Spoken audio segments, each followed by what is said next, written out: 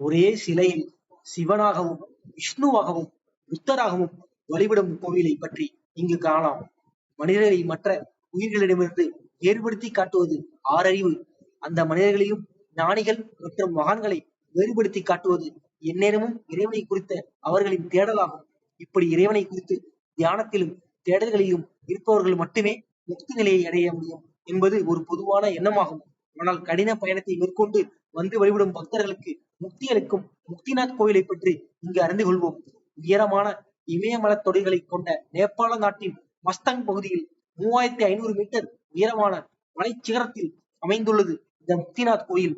முற்காலத்தில் இந்த முக்திநாத் கோயில் சாலக்கிராம கஷேத்திரம் என அழைக்கப்பட்டது. ஏனெனில் இந்த முக்திநாத் கோயிலுக்கு சற்று தொலைவில் ஒரு கண்டகி ஆற்றில் இயற்கையாக நிறைந்திருக்கும் சாலக்கிராம கற்கள் கிடைக்கின்ற காரணத்தால் தான் இந்த சாலக்கிராம கற்கள் விஷ்ணுவின் அம்சம் கொண்டதாக வைணவர்களால் போற்றப்படுகிறது. 108 வைணவ திவ்ய தேசங்களில் இது 106வது திவ்ய தேசமாக கருதப்படுகிறது. மற்றும் வைணவர்கள் புனிதமாக கருதும் 7 புண்ணிய வைணவ கோயில்களில் இதுவும் ஒரு முக்கிய கோயிலாக கருதப்படுகிறது. 108 வைணவ திவ்ய தேசங்களில் பாரதத்திற்கு வெளியில் இருப்பது இந்த ஒரு கோயில்தான்.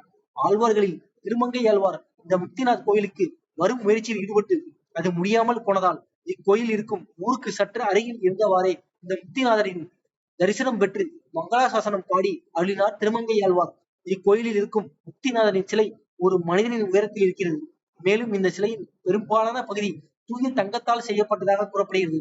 இந்த கோயிலில் சற்று சுவரில் 108 பசுமாட்டின் தலை கொண்ட சிலைகளின் வாயிலிருந்து தீர்த்தம் கொட்டுகின்றன.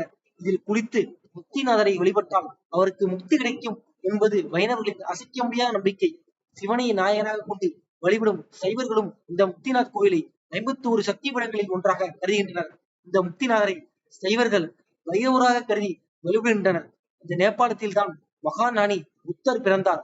அந்த புத்த மதத்தின் உபக்கடவுளான அகிலோகிநாதேஸ்வரர் இந்த முக்திநாதராக இருப்பதாகவும் பத்மா சாம்பேஸ்வரர் என்ற இந்த புத்த தேவி இங்கு தியானம் செய்வதாலும் இந்த கோயிலில் புனித இடமாக கருதுகின்றனர் புத்த மதத்தினர். மார்ச் மாதம் முதல் ஜூன் மாதம் முடிய முக்திநாதரை தரிசனம் செய்ய ஏற்ற காலமாகும். கடும் குளிர் மற்றும் மேகமூட்டத்தால் முக்திநாத் பயணம் கடுமையானது.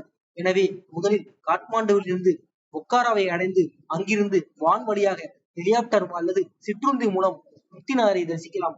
பொக்காராவில் இருந்து முக்திநாத் செல்லும் வழியில் ராணி பௌவா, ஜோர்கோட், ஜார்கோட், சோங்கூர், காக்மெனி அல்லது ஜோம்சோம் ஆகிய இடங்களில் தங்க வசதி உள்ளது. சிற்றுந்து மூலம் காத்மாண்டுவில் இருந்து 377 கிலோமீட்டர் தொலைவில் உள்ள முக்திநாத் கோவிலை அடைய 10 மணி நேரமாகும். காத்மாண்டுவில் இருந்து வான் வழியாக 194 கிலோமீட்டர் தொலைவில் அமைந்துள்ளது இந்த முக்திநாத் கோயில்.